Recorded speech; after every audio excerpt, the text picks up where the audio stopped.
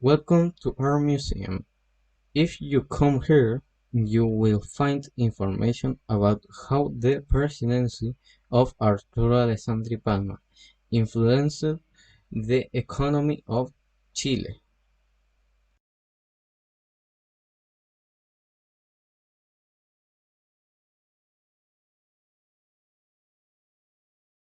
Sin embargo, a lo largo del primer régimen de Alessandri, la economía se reactivó parcialmente, y los proyectos de legislación social y sindical no avanzaron en el Congreso Nacional.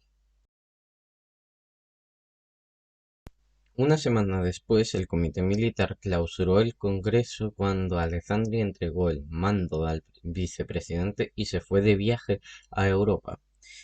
En el primer mes del año 1925, un nuevo desplazamiento militar reemplazó al comité anterior y promovió el Congreso del presidente Alessandri.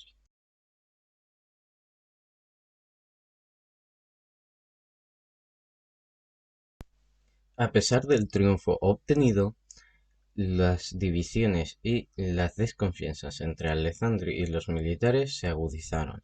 Terminaron con la renuncia del presidente ante las presiones del coronel Carlos Ibáñez del Campo,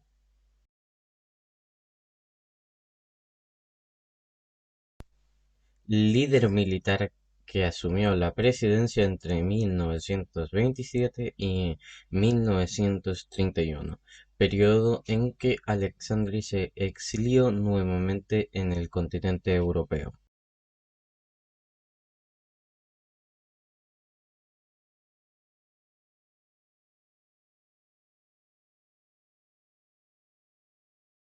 Arturo Alessandri Palma regresó a la presidencia en 1932, ganando en las elecciones presidenciales de octubre de ese mismo año, con la ayuda de liberales, radicales y demócratas.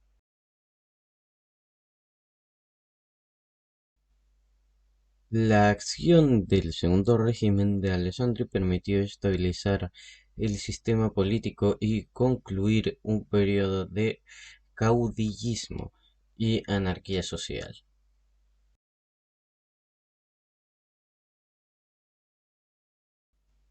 5 años después, en 1950, fallece en Santiago, ocupando la presidencia del Senado y recibiendo diversos honores en su funeral.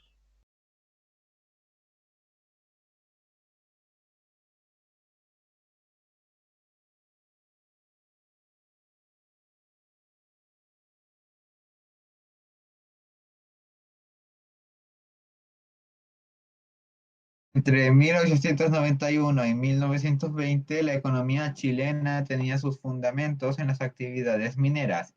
El mineral más importante era el salitre, que se exportaba a Inglaterra, Estados Unidos y a Europa en grandes cantidades. Ahí se utilizaba como fertilizante para incrementar la producción agraria.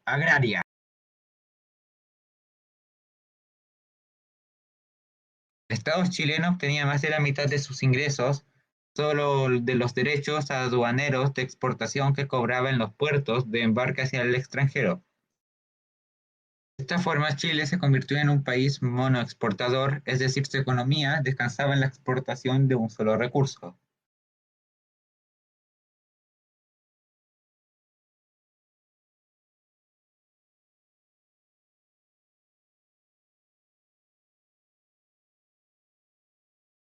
La principal riqueza de Chile era el salitre, ya que se exportaba en grandes volúmenes del mineral y con ello recaudaba impuestos aduaneros gracias a esta riqueza. Chile avanzó en la industria y en la urbanización de las ciudades.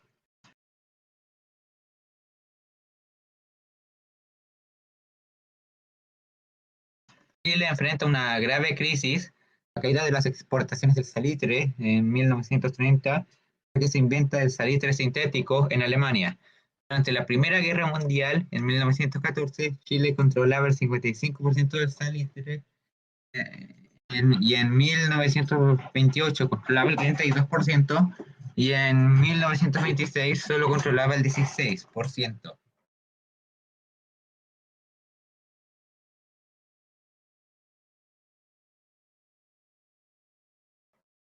caída del salitre, en parte, fue compensada por la extracción y refinamiento del cobre, la cual se realizó con capitales norteamericanos.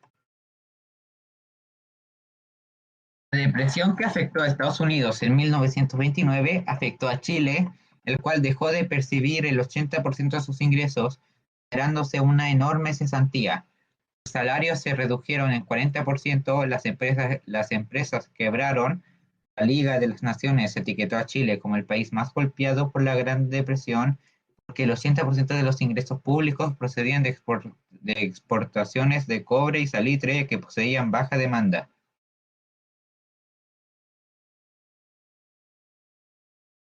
Este modelo fue creado en el gobierno de Pedro Aguirre Cerda en 1938 para sacar a Chile de la crisis económica, la depresión de 1929. Este modelo consistió en reemplazar la fuente de ingresos de Chile, que eran las exportaciones de salitre, por la producción de sus propios bienes, impulsando la producción industrial.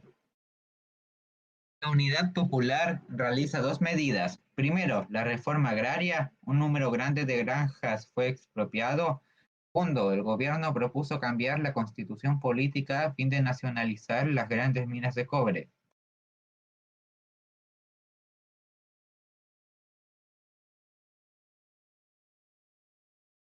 Chile fue transformado gradualmente de una economía aislada del resto del mundo, con la intervención fuerte del gobierno en una economía integrada, liberalizada mundial.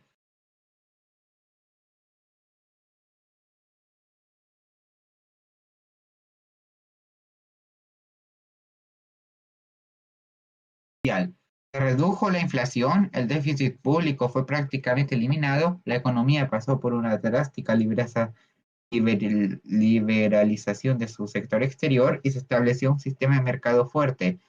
Junto con estos logros, las caídas ocurrieron en el nivel de vida de los ciudadanos más pobres. La pobreza creció dramáticamente, los salarios disminuyeron.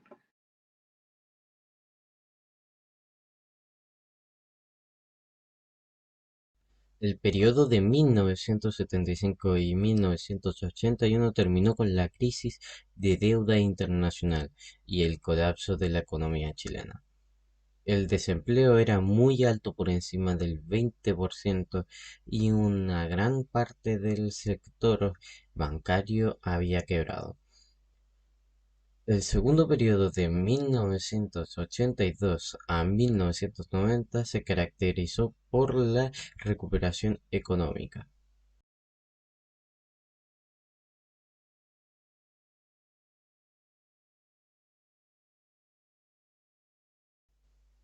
Y un mayor movimiento hacia una economía de mercado libre, aunque a un ritmo más lento que el de principios de los años 80. El modelo neoliberal de la década de 1990 puso énfasis al gasto público social, favoreciendo el crecimiento con equidad, orientado a reducir la pobreza, reducir el desempleo y, sobre todo,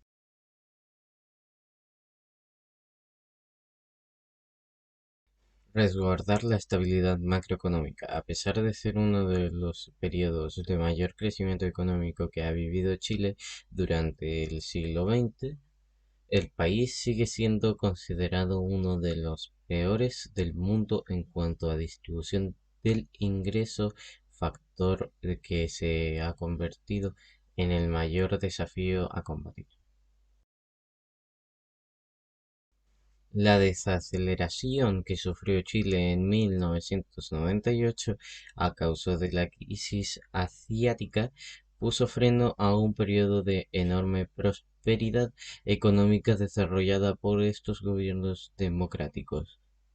La aprobación del Tratado de Libre Comercio, firmado entre Chile y Estados Unidos, constituye un importante avance para robustecer la inversión extranjera en el país.